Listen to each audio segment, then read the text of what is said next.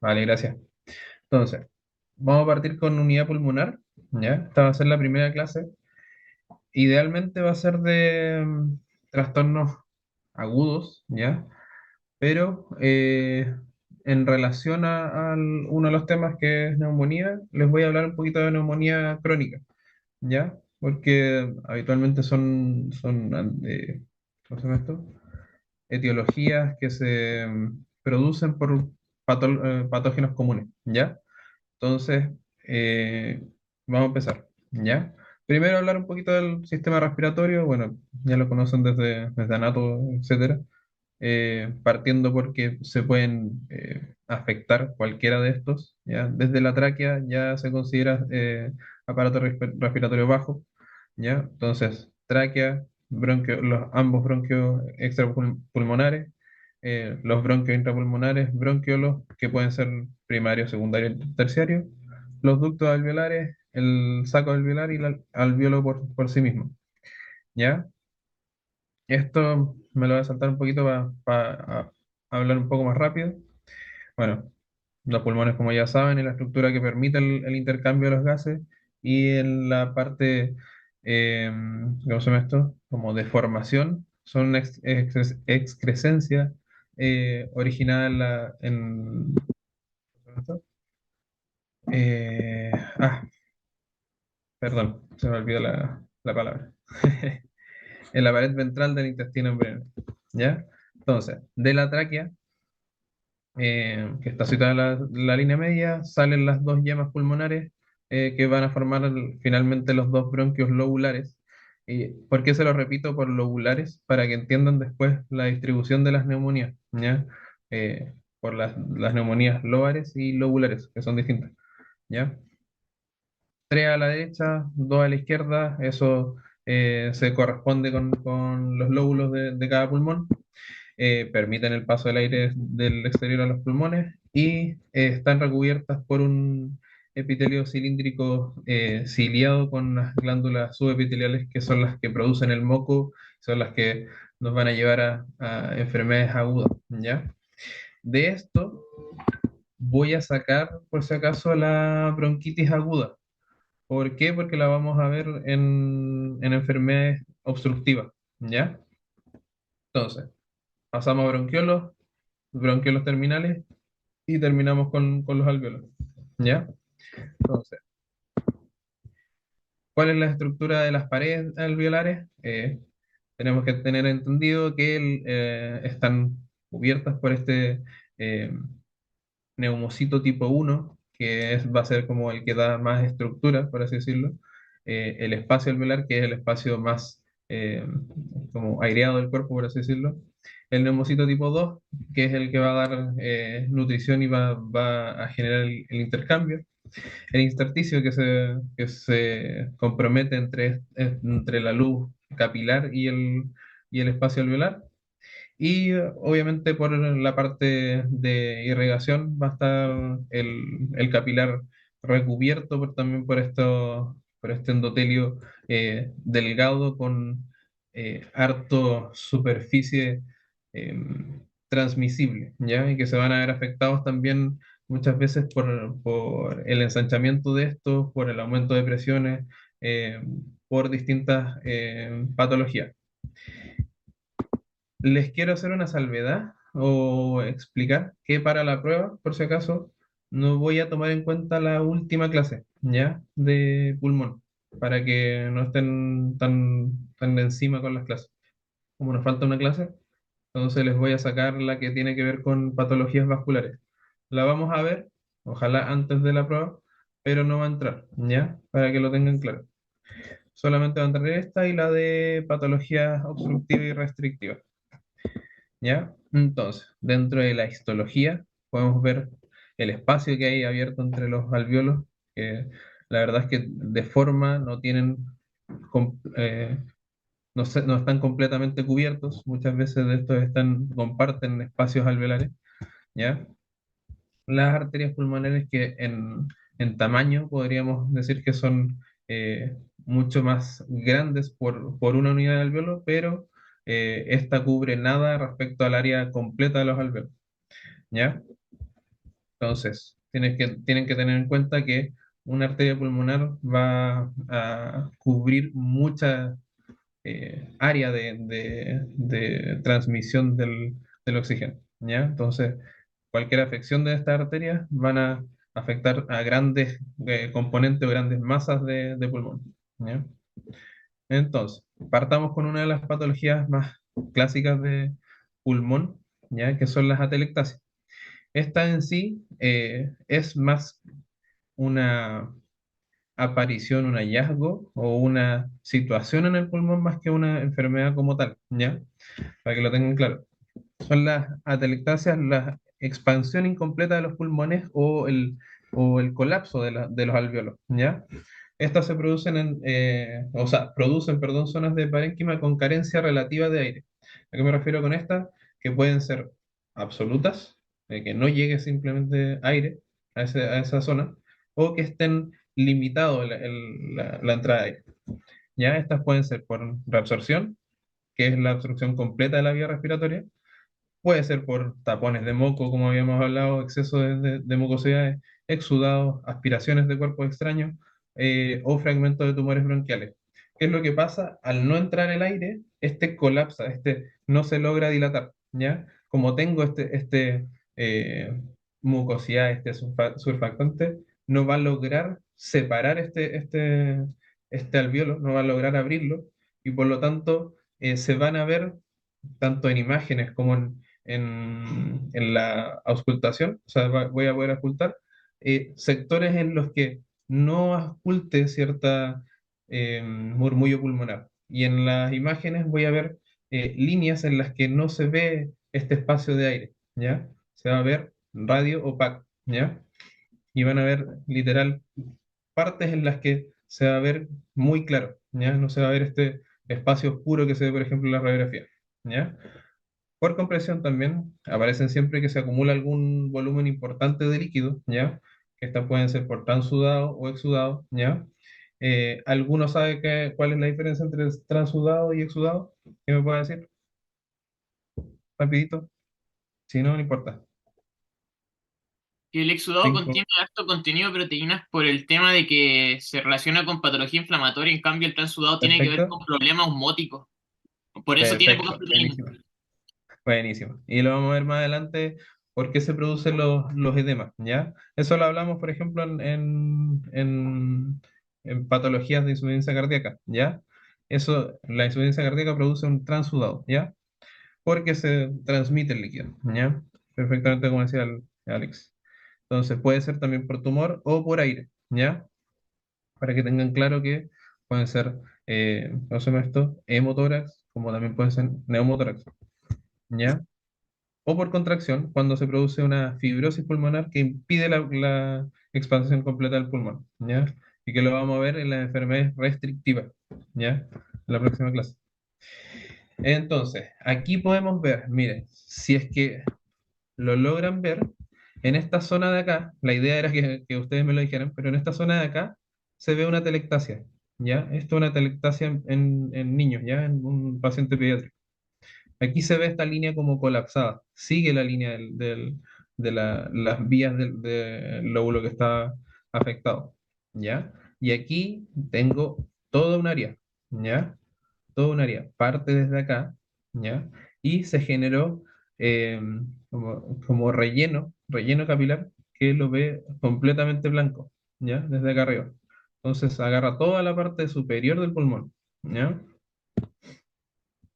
Y eso se produce por el colapso, ¿ya? Como les decía, podemos estar hablando de enfermedad obstructiva, enfermedades restrictivas, cosas, infecciones, ¿ya? Para que tengan claro, por ejemplo, en neumonía no solamente vamos a ver consolidaciones que le hablaban de patologías bacterianas, sino que también pueden estar acompañados de telectasia, ¿ya? Por lugares en los que no logre llenar de aire ese sector. Entonces, por otro lado, el edema del pulmón se produce por una cantidad excesiva de líquido intersticial que se acumula en los espacios alveolares, ¿ya? Puede ser consecuencia de alteraciones hemodinámicas, como hablamos la insuficiencia cardíaca, ¿ya? O aumenta la presión, ¿ya? Empiezo a transudar, o sea, esto es líquido intersticial, o puede ser por incremento de la permeabilidad capilar, ¿ya? Como resultado de una lesión microvascular. Puede ser por lesión directa o por reacción del endotelio. ¿Qué reacción del endotelio o frente a qué suceso, qué cosa puede producir una reacción del endotelio que permita salida de líquido hacia los pulmones? Por ejemplo, en un exudado, como había hablado Alex. ¿Le ocurre? La distribución de flujos por tener alvéolos colapsados que no estén funcionando, ¿o no? Puede aumentar mucho la presión hidrostática que va a ir a cierto y puede generar, ¿o no? Ya, o sea, eso es más de insuficiencia cardíaca, pero por ejemplo, la permeabilidad capilar se da, por ejemplo, en lo que habíamos hablado de infecciones o procesos inflamatorios, ¿ya? Entonces, como estos pierden área, ¿ya? Permiten transmisión de líquido, como por ejemplo en las infecciones, ¿ya? En las neumonías, ¿ya? Se puede producir una transmisión de líquido, ¿ya? Y eso puede generar una neumonía con derrame, ¿ya? Para que lo tengan claro. Está este alvéolo planito, se infecta, se inflama, reacciona, se contrae, pierde como el área y deja traspasar líquido hacia los pulmones, ¿ya? Entonces, como pueden ver acá, uy, chuta, alvéolos claros, ¿ya? Y en el edema pulmonar, alvéolos llenos de líquido fluido en los pulmones. Puede ser agua, como puede ser algún exudado por alguna infección, por ejemplo, ¿ya? Entonces, en estas de acá podemos ver el líquido en los pulmones, ¿ya? En la parte inferior del pulmón. Y en esta podemos ver ya la imagen de una microfotografía de alta potencia, ¿ya? Realmente se llenan de líquido. Si lo logran ver, no logro ver esta claridad que se ve de aire finalmente en el tejido pulmonar, ¿ya? Entonces, la fisiopatología finalmente del edema pulmonar hemodinámico, como pasa en la insuficiencia cardíaca, se trata de lo mismo que habíamos hablado. Aumenta la presión tanto hidrostática como disminución de la presión, ¿cómo se llama esto? Eh, ah, se me olvidó. Oncótica. Oncótica es. Perfecto. Entonces, ley de Stalin. ¿Ya? Entonces, ¿por qué se puede producir? Se puede producir por insuficiencia cardíaca, tal como habíamos hablado en las clases anteriores, pero también tenemos que tener en cuenta que se puede producir por insuficiencia renal, ¿ya? Por retención de líquido, ¿ya? O de retención de sodio, en verdad, más que de líquido, lo que aumenta la volemia y genera un aumento de presión intrapulmonar, o si no, puede ser por alguna pérdida de proteína, como pueden ser un síndrome nefrótico, una falla hepática o aguda o crónica, ¿ya? Por ejemplo, cuando pasa una ascitis, por ejemplo, en una enfermedad hepática crónica, ¿ya? Se le llama al edema de pulmón secundario a eso, se llama un edema, perdón, me olvidé el nombre en este rato. Eh, ¿Cómo se llama esto? Una edema en ascenso, perdón. O una asitis en ascenso. ¿Ya? Asitis ascendente, que se le llama al edema pulmonar secundario a una falla hepática. ¿Ya? También puede ser por malnutrición, por pérdida de proteína, también se puede generar este edema pulmonar. ¿Ya? Entonces, habitualmente se generan en las regiones basales. ¿Ya? ¿Qué otra cosa fisiológica se le ocurre que puede generar eh, como líquido en los pulmones? Y atelectasia fisiológica en un paciente que pueda estar enfermo, por ejemplo, en un paciente hospitalizado. ¿Cómo creen que les pasa esto? ¿Por qué les pasa esto? ¿Se les ocurre? Si yo estoy en cama todo el tiempo, me mantengo mucho tiempo en cama, Por ¿qué creen que aspiración, pasa con los pulmones? con aspiración de líquido. Más que aspiración de líquido, tengo menor expansión pulmonar. Como estoy acostado, todo el tiempo, no me estoy moviendo. Por ejemplo, si tengo un paciente ¿qué se llama esto? Reposo absoluto, ¿ya? Que no tengo posibilidad de levantarme, ¿ya? Sí o sí, probablemente cuando yo lo vaya a auscultar todos los días, cuando yo lo vaya a ver al hospital y lo esté evaluando, voy a encontrar edema de pulmón, ¿ya? Voy a encontrar un poquito de líquido, voy a encontrar crépitos en la zona basal. ¿Por qué? Porque no estoy dilatando los pulmones. Y aparte puedo encontrar zonas como de disminución del murmullo pulmonar porque puede atelectasiarse, ¿ya? De hecho, habitualmente a los pacientes que están posoperados, idealmente si van a estar por mucho tiempo, ¿ya? No se pueden levantar, por ejemplo, sea traumatológico o sea alguna patología, no sé, por ejemplo, vascular de las piernas y que no se pueda levantar, ¿ya? Idealmente dejarlo con kinesiología respiratoria, o kinesioterapia, perdón, respiratoria. ¿Por qué? Porque así genero mayor amplitud de mi respiración, ¿ya? Entonces, una amplitud mejor va a lograr distribuir mejor el flujo de aire como de sangre, ¿ya? Entonces va a permitir menos edema pulmonar y menos atelectasia, ¿ya? Entonces, otro daño agudo, ¿ya? Que no está asociado directamente con la infección, que no es una neumonía por sí, eh, que es la lesión pulmonar aguda o un síndrome de dificultad respiratoria aguda. Siendo sincero, por ejemplo, a mí cuando pasé esto cuando estaba estudiando medicina, me costó entenderlo. ¿Por qué? Porque no está, se considera una enfermedad en sí, ¿ya? A diferencia de la telectasia, pero está producido por cosas secundarias. Entonces, vamos a ver más adelante por qué se produce, pero es como el edema pulmonar no cardiogénico, ¿ya? Finalmente esto produce una hipoxemia de inicio brusco, ¿ya? Se genera un infiltrado pulmonar bilateral parecido al del edema pulmonar cardiogénico o hidrostático, ¿ya? Pero con una ausencia de insuficiencia cardíaca, ¿ya? Entonces se van a ver la sigla SDRA, ¿ya? Y que es una manifestación de la lesión pulmonar aguda, ¿ya? Y esto, a su vez, eh, se asocia el incremento de la permeabilidad vascular, perdón, al edema y a las células de muerte epiteliales, ¿ya? Por congestión, ¿ya? Pero esto no necesariamente va a ser que sea un exudado, puede ser un transudado también, ¿ya? Para que lo tengan claro.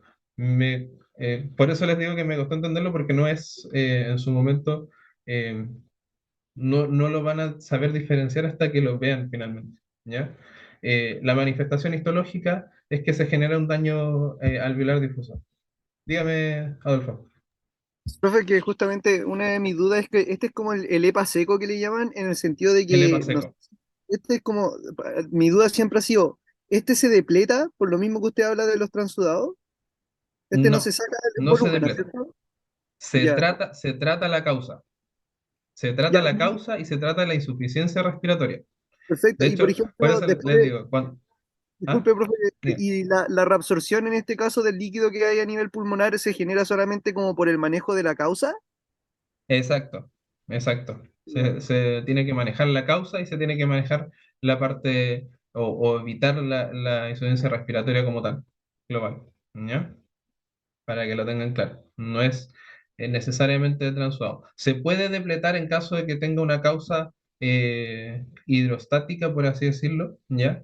Porque para entenderlo, y por eso es lo que me confunde, también en su momento me confundía, es que lo que tiene que pasar en esto es que no tiene que haber una insuficiencia cardíaca para producirlo, ¿ya? No se tiene que producir un efecto de presiones, ¿ya?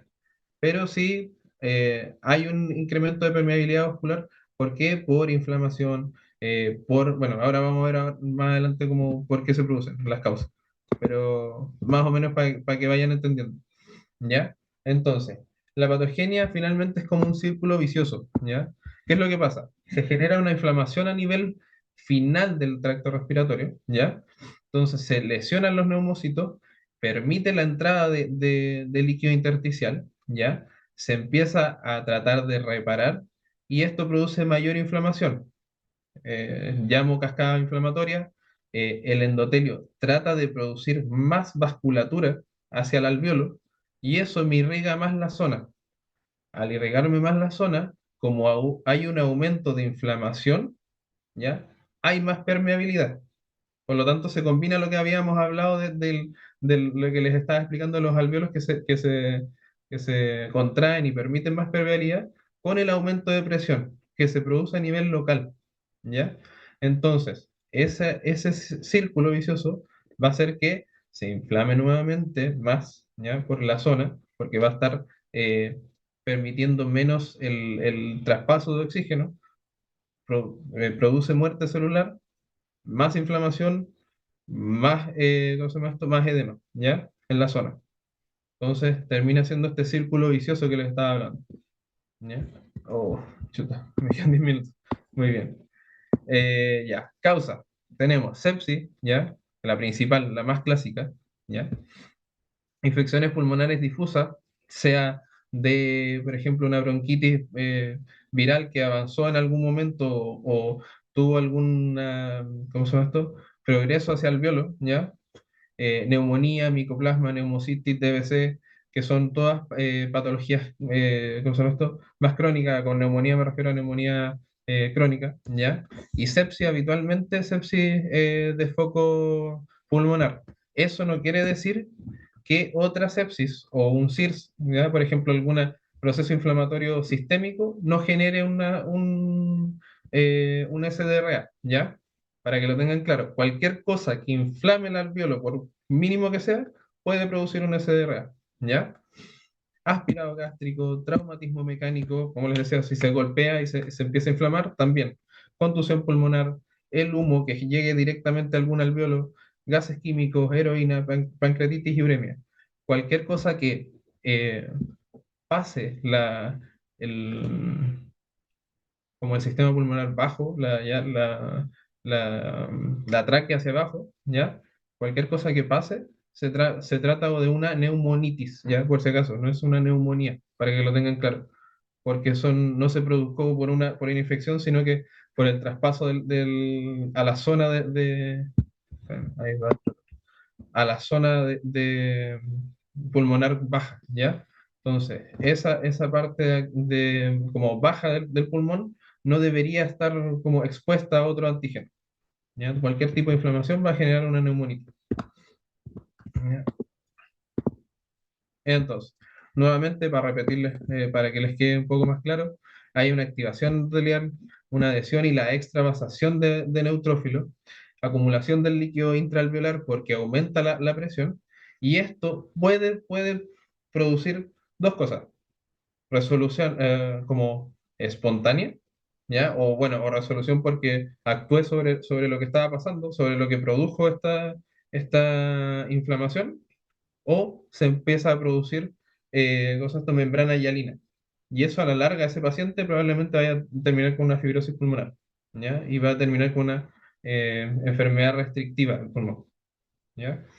Y después viene la resolución, ¿ya? Se puede terminar el SRA cuando, por ejemplo, se convierte todo en membrana hialina, ¿ya? Y habitualmente los pacientes terminan con una insuficiencia respiratoria severa, ¿ya? Asociado a ese SDRA, ¿ya? Y bueno, es más de lo mismo, le estaba hablando de lo mismo, pero es para que vean la parte pulmonar, el daño alveolar, perdón, ¿ya? Esta parte de aquí, si se fijan, hay una abertura grande, ¿ya? Con extravasación de la zona, ¿ya?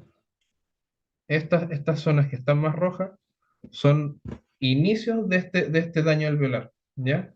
Ese daño alveolar, como les decía, se transforma en este ciclo que va a empezar a producir mayor inflamación a todas las zonas adyacentes. ¿Cómo va evolucionando? Primero, de los primeros 2 días en edema, ya el séptimo día empiezo a producir membrana hialina, ya al 14 empiezo a producir inflamación intersticial y al día 21 fibrosis, ¿ya? Neumonía.